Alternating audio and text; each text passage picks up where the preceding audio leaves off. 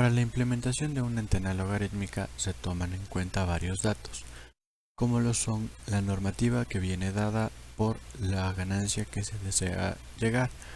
Como viene a ser en nuestro caso la ganancia de 8, tenemos un factor de escala y un factor de espaciamiento.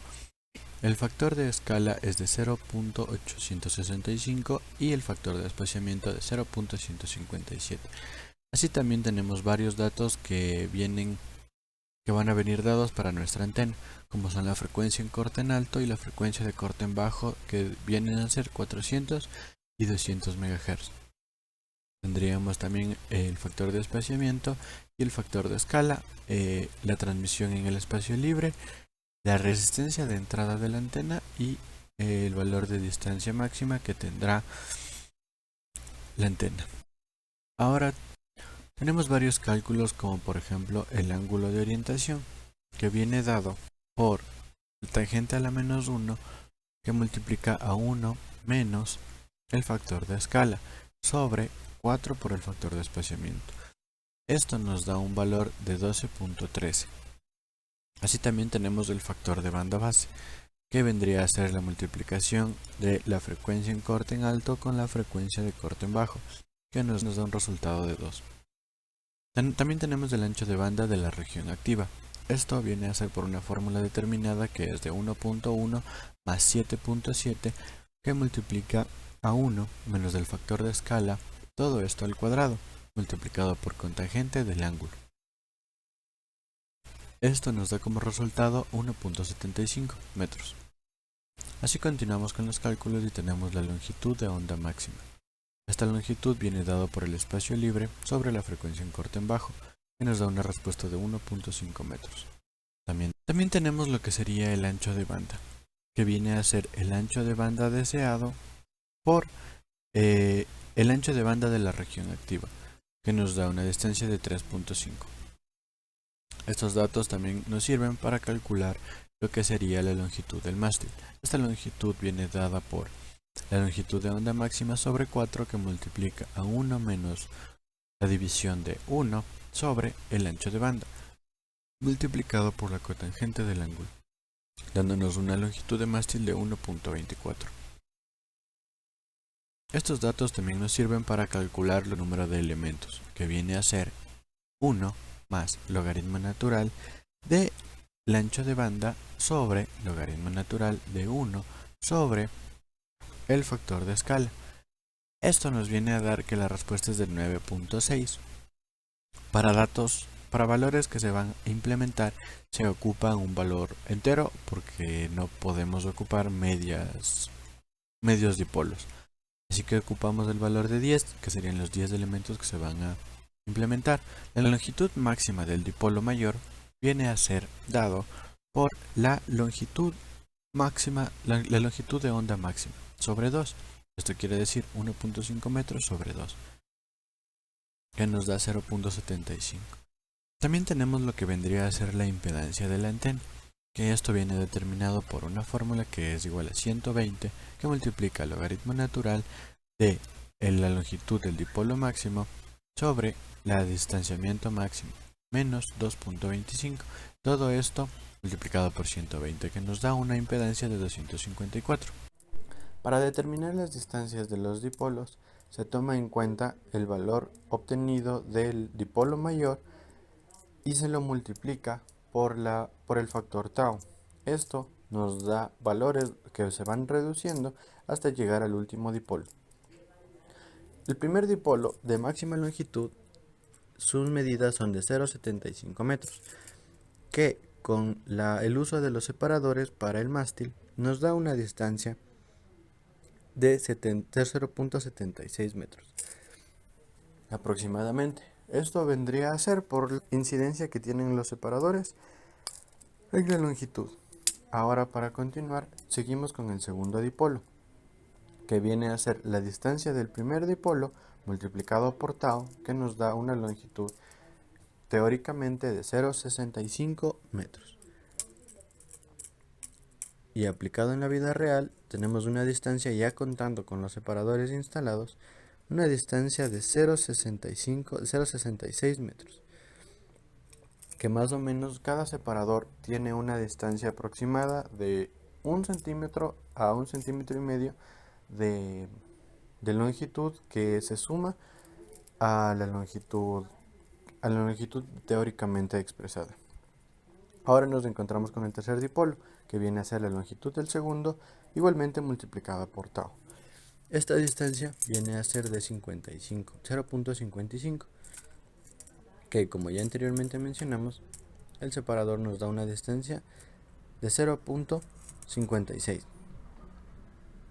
Continuamos con la distancia del cuarto dipolo, que viene a ser la distancia del tercer dipolo multiplicada por tau, y así secuencialmente.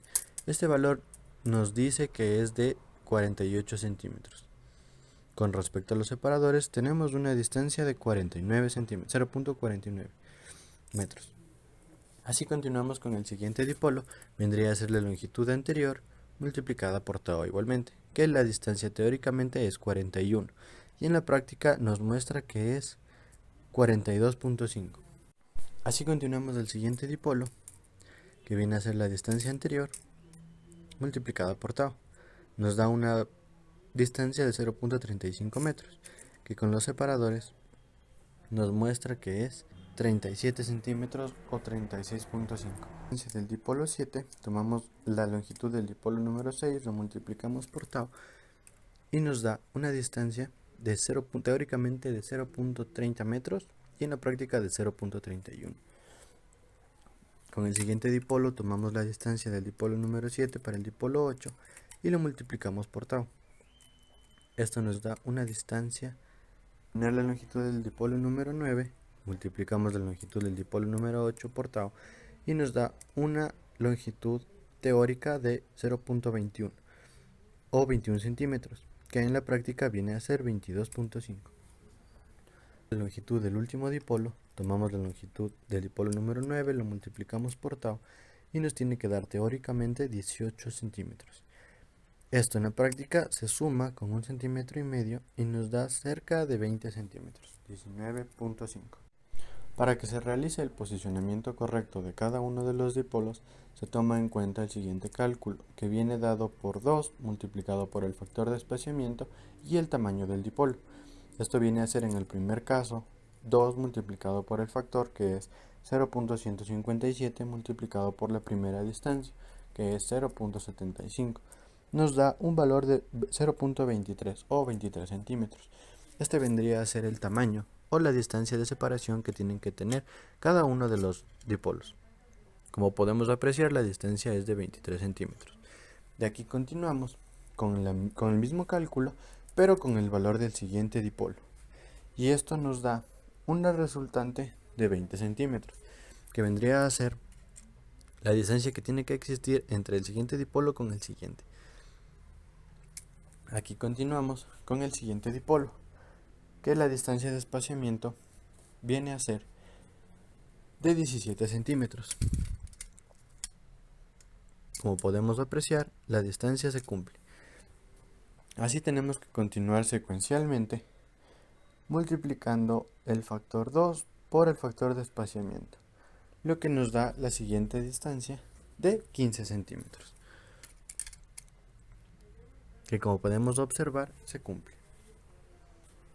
De aquí continuamos multiplicando por el siguiente dipolo y las distancias van a disminuir. Ejemplo, la distancia de este dipolo viene a ser de 12 centímetros y la siguiente viene a ser de 10.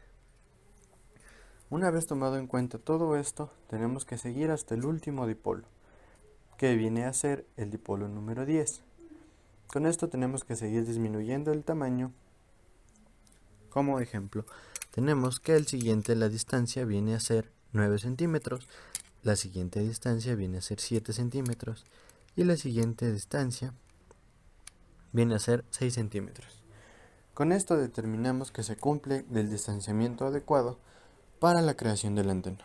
Una vez con los datos obtenidos mediante cálculo del mástil real, tenemos que la distancia va a ser de 1.34, pero para objetivos prácticos nos determinamos que la distancia del mástil va a ser de 1,40 m. La implementación de la antena se tiene que realizar en una terraza o en una azotea.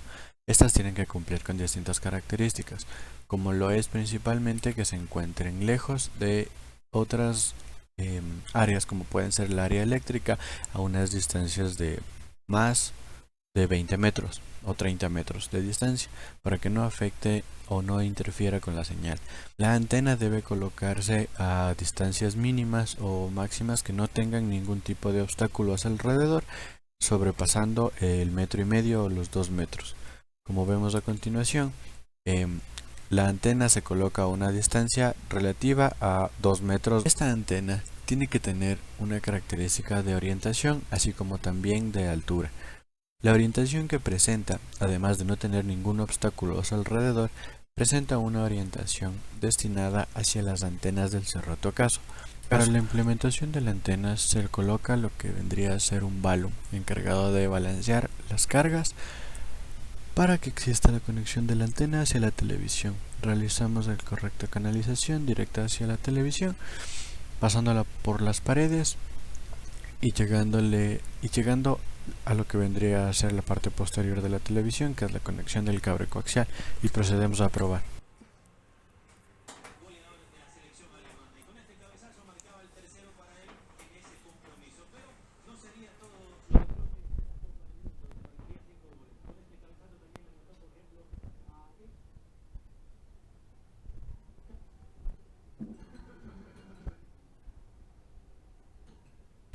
De esta manera apreciamos que la sintonización se realiza de manera correcta en los canales que son analógicos.